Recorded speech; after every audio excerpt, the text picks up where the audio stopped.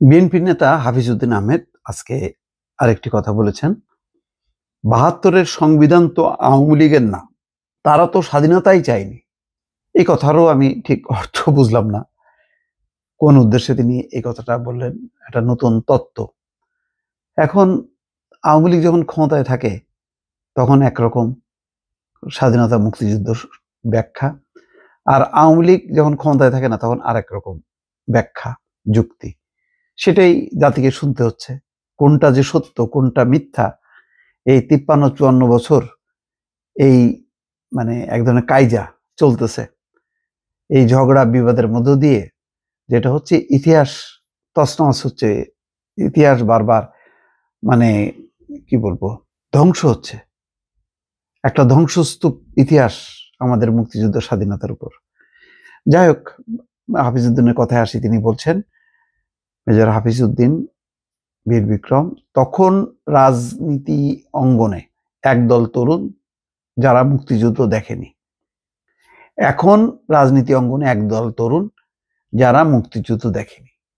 তাদের মুখে একটা স্লোগান শোনা যায়, বিদ্যমান ৭২ সালে প্রণীত যে সংবিধান সেটি ছুঁড়ে ফেলতে হবে। এটি তো আওয়ামী লীগের সংবিধান না। তারা জানেও না আওয়ামী লীগ তো স্বাধীনতাই চায়নি। হ্যাঁ, এটা ঠিক যে শেখ মুজিবুর রহমান পাকিস্তানের প্রধানমন্ত্রী হতে চেয়েছিলেন। তিনি শেষ মুহূর্তেও তাজউদ্দিন আহমেদের চাপ সত্ত্বেও তিনি ঘোষণা করেননি।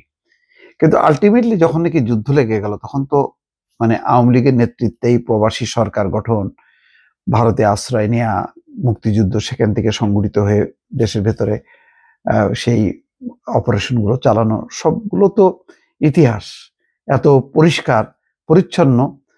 সুতরাং এটা তো আওয়ামী লীগের সংবিধান না। সংবিধান কোনো দলের হয় না, সংবিধান দেশের হয়। কিন্তু ওই সময় নেতৃত্ব কে দেয়? ওই সময় সবচেয়ে স্বাধীনতা মুক্তিযুদ্ধের পক্ষে মূল শক্তিটাকে, মূল শক্তিটা আওয়ামী লীগ।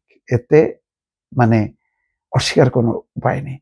এখন সমস্যা হলো কি, যখন আমি বলি যে তখন মূল নেতৃত্বে ছিল আওয়ামী লীগ, এটা বলা হচ্ছে কি আর কখনোই আওয়ামী লীগকে সমালোচনা করা যাবে না। এটা একটা অদ্ভুত ব্যাপার। মুক্তিযোদ্ধারাও যে অপরাধী হইতে পারে, মুক্তিযোদ্ধারাও যে ডাকাত, চোর ডাকাত হইতে পারে, টাকা পাচারকারী হইতে পারে, এটা তো সত্য, বাস্তব। তো আওয়ামী লীগ স্বাধীনতা মুক্তিযুদ্ধের নেতৃত্ব দিছে, সেই আওয়ামী লীগ আবার স্বাধীনতার পরে ফ্যাসিস্ট রূপে আবির্ভূত হয়েছে। এটা ইতিহাস। তো ফলে যখন নেতৃত্ব দিছে, সংবিধান হয়েছে, স্বাধীনতা মুক্তিযুদ্ধের চালিকা শক্তি ছিল আওয়ামী লীগ, তো সমস্যা কোথায়? এটা স্বীকার করতে সমস্যা কোথায়? আবার আওয়ামী লীগ ফ্যাসিজম কায়েম করছে, গণতন্ত্রকে ভুলুণ্ঠিত করছে, এটা বলতে অসুবিধা কোথায়? দুটোই ইতিহাস, দুটোই বাস্তব। তো সুতরাং এখন আমি যদি পুরোটাই করি, অস্বীকার করি, তাতে কি? তরুণরা কি বললো না বলো, কি আসে যায়? তরুণরা বলবে এটা আওয়ামী লীগের সংবিধান, এটা মানতে হবে নাকি? সংবিধান কারোর বাপের হয়, এটা দেশের হয়, কোনো দলের হয়, এটা জাতির হয়। তো দেশের জাতির সংবিধান আওয়ামী লীগের না বিএনপির না, এটা তো খুবই হাস্যকর একটা কথা। আমি এগুলি সম্ভবত আমার বোঝার শক্তিতে একটু সমস্যা আছে। আমি যেটা দেখি সেইভাবেই বলছি, এখানে পক্ষে বিপক্ষে না। আওয়ামী লীগের আজকে যে ঘটনাটা ঘটলো, 15 বছর ধরে আওয়ামী লীগের বিরুদ্ধে বললো, আজকে মুক্তিযোদ্ধা মঞ্চ বা মঞ্চ ৭১ এই ব্যানারে যখন গেল তখন তারা হয়ে গেল আওয়ামী লীগের দোসর, জুলাই হত্যাকারী। অদ্ভুত ব্যাপার। মুক্তিযোদ্ধা হলেই আওয়ামী লীগ, স্বাধীনতা হলেই আওয়ামী লীগ। তাহলে শহীদ প্রেসিডেন্ট জিয়াউর রহমান যে সেক্টর কমান্ডার ছিলেন, উনি কি? তাহলে উনি মুক্তিযোদ্ধা না? উনি যে স্বাধীনতা ঘোষণা করলেন ২৭শে মার্চ, ওটা কি? পিকুলিয়ার সব মূল্যায়ন, এইগুলি আসলে মূলত আওয়ামী লীগ তৈরি করে গেছে। কারণ আওয়ামী লীগ তার কৃতিত্ব ছাড়া আর কারোর কোনো কৃতিত্ব নেই, সবাইকে নীল করে ফেলছে সে। এটা করতে যে এখন এই পাল্টাপাল্টি চলতেছে। হাফিজউদ্দিন বলেন 25শে মার্চ মিলিটারি ক্র্যাকডাউনের কিছুক্ষণ আগে তাজউদ্দিন সাহেব তার নেতা শেখ মুজিবুর রহমানের কাছে গিয়েছিলেন। টেপ রেকর্ডার নিয়ে এসেছি, আপনি স্বাধীনতা ঘোষণা দেন, বাংলাদেশকে স্বাধীন রাষ্ট্ররূপে ঘোষণা করুন। তিনি বললেন, না, আমি স্বাধীনতা ঘোষণা দিতে পারি না, তিনি অখণ্ড পাকিস্তানে বিশ্বাসী। তখনও তিনি যেহেতু জিতেছেন, নিয়ম অনুযায়ী তিনি পাকিস্তানেরই প্রধানমন্ত্রী হওয়ার কথা।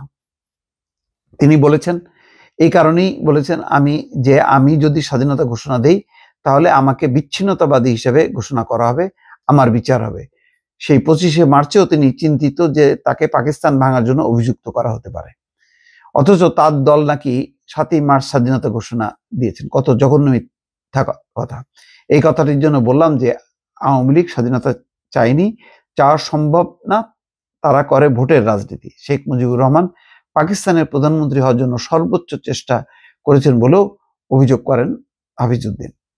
এটা ঠিক, এই বক্তব্যটা আবার অস্বীকার করা যাবে না। তিনি শেষ মুহূর্ত পর্যন্ত চেয়েছেন যে পাকিস্তান মানে না বিভক্ত হোক, তিনি যাতে প্রধানমন্ত্রী হন। এখন ঘটনা যখন ঘটে গেছে তখন তো আর এটা আর বলার অপেক্ষা না। বাকি ইতিহাসটা আওয়ামী লীগের প্রবাসী সরকার গঠন, তার নেতৃত্বে মুক্তিযুদ্ধ, তারপরে শেখ মুজিবুর রহমানের পাকিস্তান থেকে ফিরে আসা, প্রধানমন্ত্রী হওয়া, এইগুলির মধ্যে আর অন্য কেউ ভাগ বসানোর কিছু নেই। কিন্তু তার মানে এই না যে একমাত্র আওয়ামী লীগ, তার মানে এই না একমাত্র শেখ মুজিবুর রহমান, আরো অনেক এখানে পার্টনার আছে, তাদেরকেও স্বীকৃতি দিতে হবে। সেই কাজটা আওয়ামী লীগ ঠিক মতন কাজ করেনি, না করাতে এখন এই যে ইতিহাস নিয়ে যত বিকৃতির একটি ঘটনা এখন ঘটছে। দর্শক ভালো থাকবেন, আল্লাহ হাফেজ।